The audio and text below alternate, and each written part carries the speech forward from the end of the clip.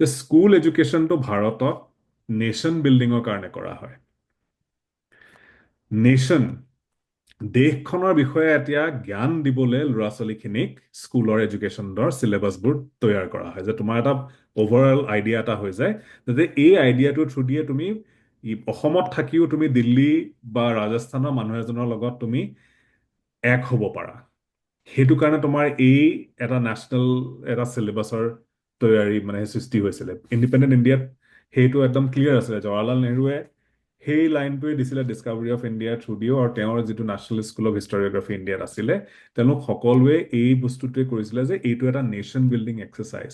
The nation has to be build, it has to be made from scratch. আৰু সেইটো কেনেকৈ হ'ব? তোমাৰ স্কুল কাৰিকুলামৰ থ্ৰু দি হ'ব।